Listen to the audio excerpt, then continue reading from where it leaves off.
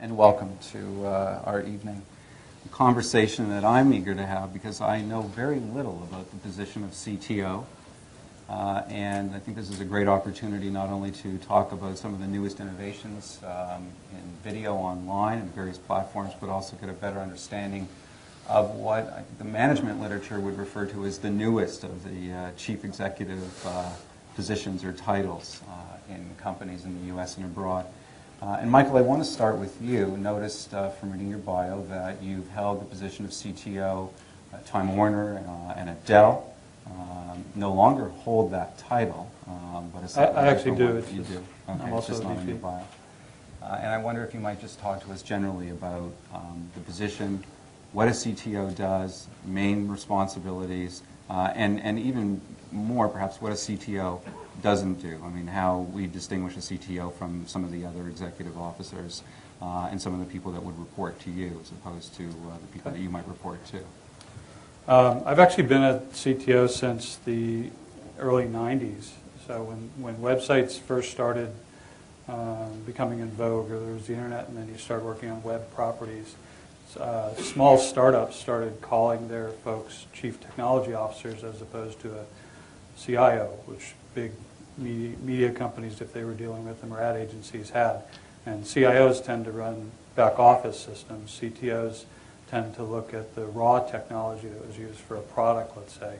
And so in my mind, I went down a path of either CIO, where it was more administrative and managing IT staff, which I still do somewhat, but CTO is going more towards how technology is used within a business applied towards a product.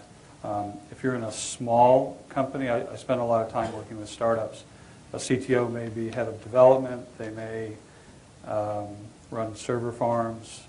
They may actually design the product themselves. If you're in a big company like I am, they may work on more fundamental things like email systems. I run a thing called a program management office, which is a group of directors of program management that oversee really huge initiatives, and they're like project managers, but they deal with a whole bunch of projects at one time. So we were just talking about this before the panel started. CTOs can have a lot of different responsibilities. We tend to be obviously more technically inclined than administrative. And I came up through a development and architecture pathway. So my experience is around how technology is designed. CIOs that I know tend to come up, sometimes they come up through the financial side or just purely administrative. That's a start.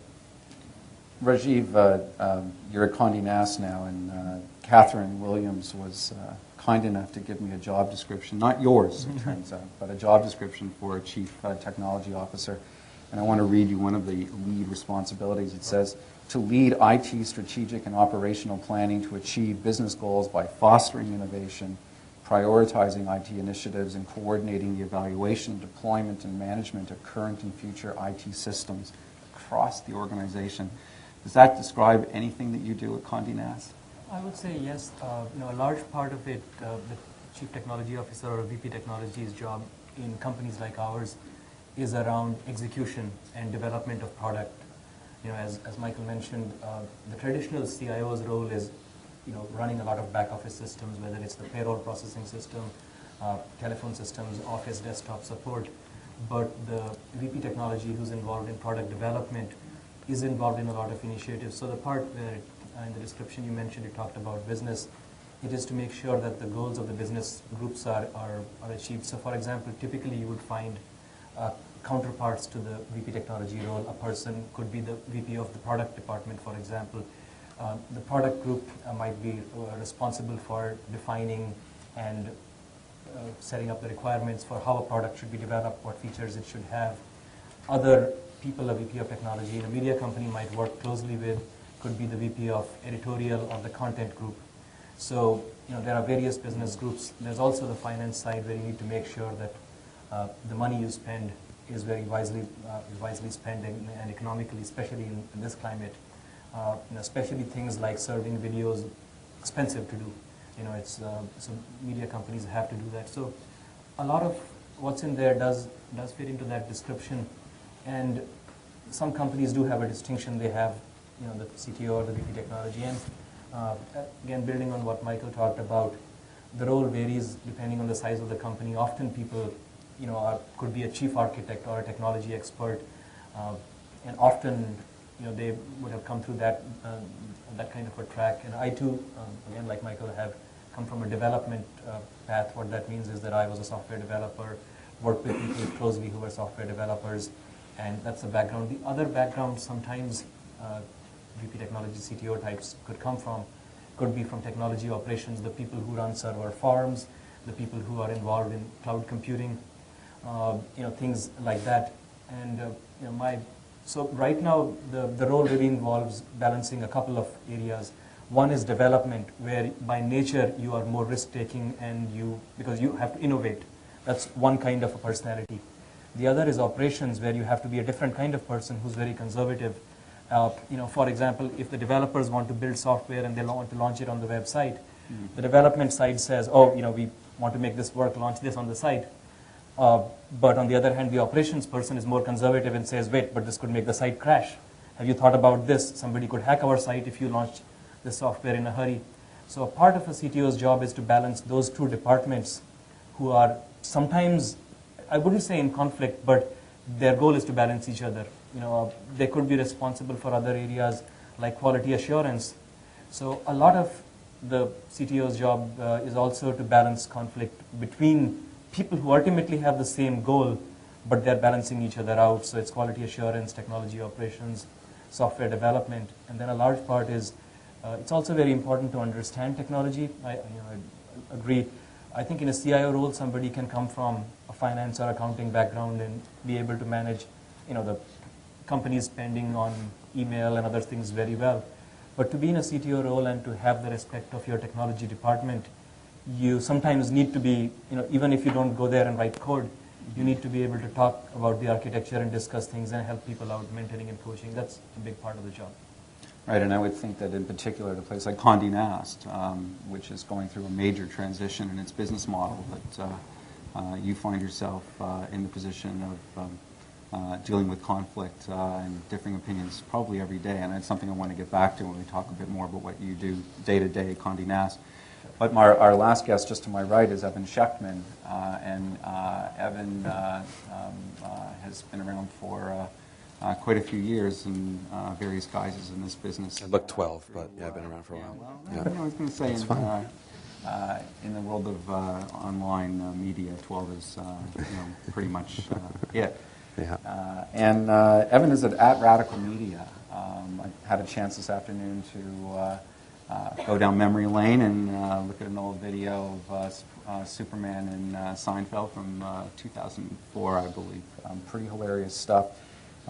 Evan, Radical Media, unlike Condé Nast Hearst, it appears to me from the outside to be primarily in the content production business for clients, advertisers, television, music videos, documentaries, short and long form. So talk a little bit about the specifics of being a CTO at a firm like at Radical Media. Yeah, I could say there's an overlap of a lot of the things that these gentlemen have been talking about that rings true in the job.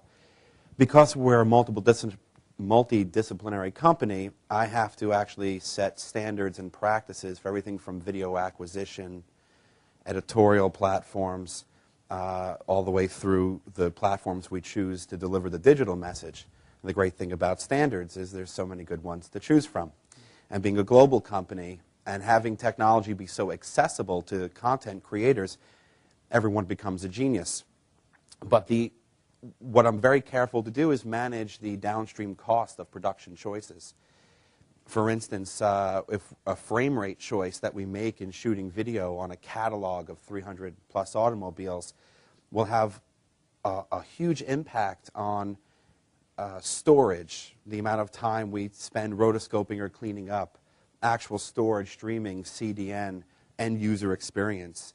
And so when you're a 360 company and you're delivering messages on a number of platforms, it becomes a pretty rough job to be able to help steer demystify technology for creative people in our environment and make sure that I'm also meeting business goals. Especially when you're dealing with very creative people, they have no mind of budget or schedule or scope. They're creative. And so you ride them like a bull to a certain extent, making sure that there's a certain commonality and predictability to the work that we're doing, because technology touches every part of the message that we're trying to get out, no matter what the platform. So standards and practices is something that's very difficult to set. Evaluating new technologies that comes out. We've all been shooting on these great shoulder shooter and palm quarter cameras for years, and now everyone's shooting on still cameras, including large commercial campaigns for Major League Baseball or whomever. People are shooting on Canon 5Ds. And so we have to quickly, and we're not going to stop them from doing that. Innovation comes from the ground up in parts of our business. So I have to go ahead and evaluate the pros and cons of that kind of workflow, set the best practices for our organization. I can't stop people from shooting on anything they see fit, but I have to keep the quality up, deliver in a timely fashion, and make money on what it is that we're producing. What a CTO doesn't do. I mean, how we distinguish a CTO from some of the other executive officers and some of the people that would report to you as opposed to the people that you might report to. I've actually been a CTO since the early 90s. So when websites first started becoming in vogue, or there was the internet, and then you started working on web properties, small startups started calling their folks chiefs, how technology is used within a business applied towards a product. If you're in a small company, I spend a lot of time working with startups. A CTO may be head of development. They may run server farms. They may actually design the product themselves. If you're in a big company like I am, they may work on more fundamental things. Technology officers as opposed to a CIO, which big media companies, if they were dealing with them, or ad agencies had. And CIOs tend to run back office systems. CTOs tend to look at the raw technology that was used for a product, let's say. And so in my mind, I went down a path of either CIO, where it was more administrative and managing IT staff, which I still do somewhat, but CTO is going more toward. And welcome to our evening. A conversation that I'm eager to have because I know very little about the position of CTO. And I think this is a great opportunity not only to talk about some of the newest innovations in video online and various platforms, but also get a better understanding of what the management literature would refer to as the newest of the chief executive positions or titles in companies in the U.S. and abroad. And Michael, I want to start with you. Noticed from reading your bio that you've held the position of CTO at Time Warner and at Dell. No longer hold that title, but I actually do. You do. Okay, I'm also it's just a not in your VP. bio. And I wonder if you might just talk to us generally about the position, what a CTO does, main responsibilities, and even more perhaps